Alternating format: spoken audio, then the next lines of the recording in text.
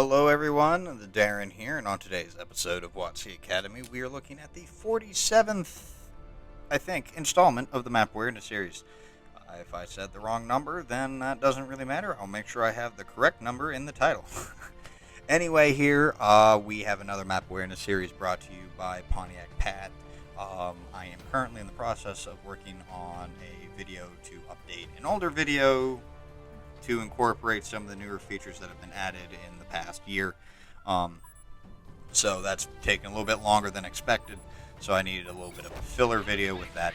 Now, not going to say any more details with that because we're going to focus on what Pontiac Pat is doing, and he's going to demonstrate a very, very good use of passive scouting, something that you don't see very often. There we go, correct wordage.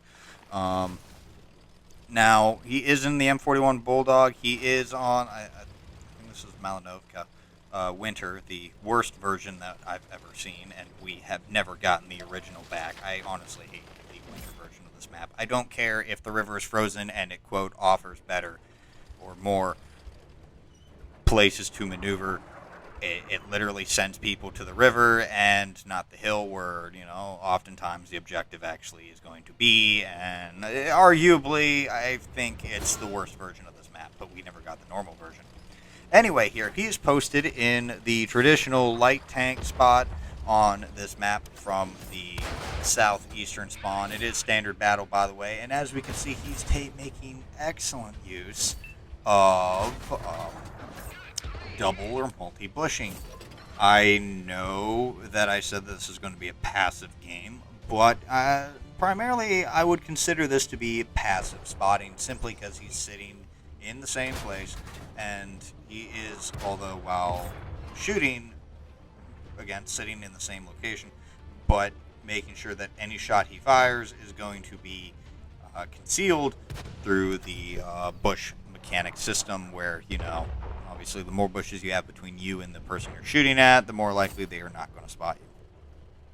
So he's just sitting here. He's just spotting, taking shots at tanks that he thinks that he can get a shot off at and remain undetected, and that is the position he has. He has many bushes around him on his right and front.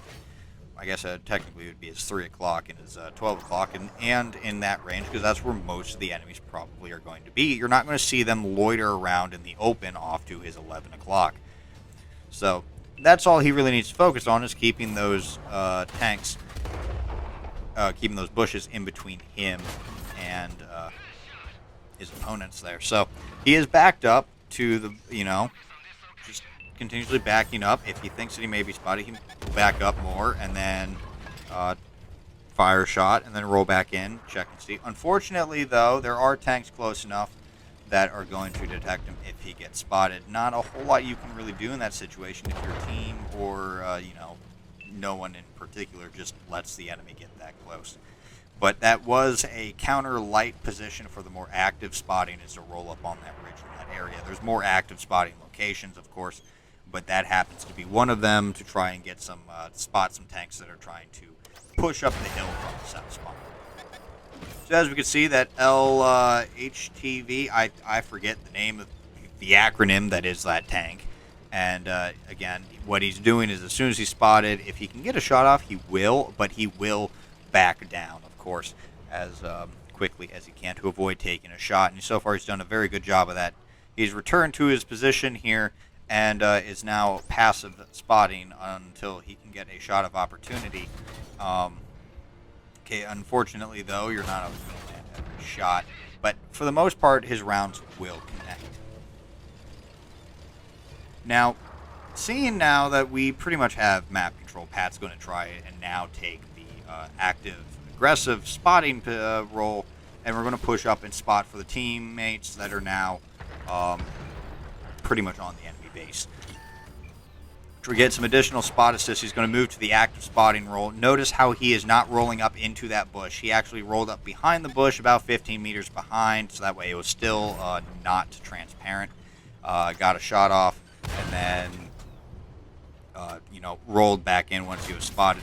He is now making excellent use of environmental hard cover, aka this dead tank, and using that as hard cover to hide behind to also get shots. And also notice how he was not spotted. Honestly, I'm a little curious about how that system worked right there. But nonetheless, he was not spotted during that entire time he was shooting at the Cheeto or the Chi-Ri. I didn't pay attention to what the name was. And while we are fleeing away to avoid damage, allow me to, once again, as usual, apologize for any frame rate drop or lag that you may see. Just my usual apology disclaimer, as apparently I see it, but you apparently don't. So apologies if you do for some reason. So we have removed back to our traditional spotting location, and seeing as, again, we're now in the clear, we're going to push forward. It's 12 to 5, 12 to 5, and we are now going to just basically do the active light tank bulldog run thing of just rolling in, causing chaos. You would not believe that the M41 Bulldog can pull this off successfully given how large it is, but it is one of those tanks that you can manage to do it, especially when the old version with the 10-round auto loader was around. Oh my goodness, wolf packs of these things were just dominating back then. Now, I also want to make mention of, notice how he's not just shooting at this light tank. He's not just pulling the trigger hoping something fires. You see a lot of people do that, and that they don't realize auto aim does not account for lead. You need to lead your targets if you're going to deal with in a moving shot like that, and he held his shot, wait until he had his opponent coming straight at him or straight away from him, and it was parallel with his gun, and he would fire then. And you noticed here that, it worked.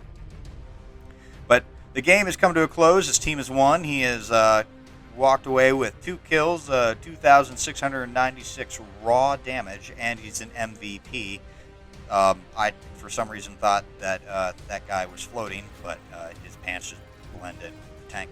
And he is also walking away with 3,570 assisted damage. Over 6K combined in terms of damage dealt on the team, or contribution. And he also gets an ace tanker.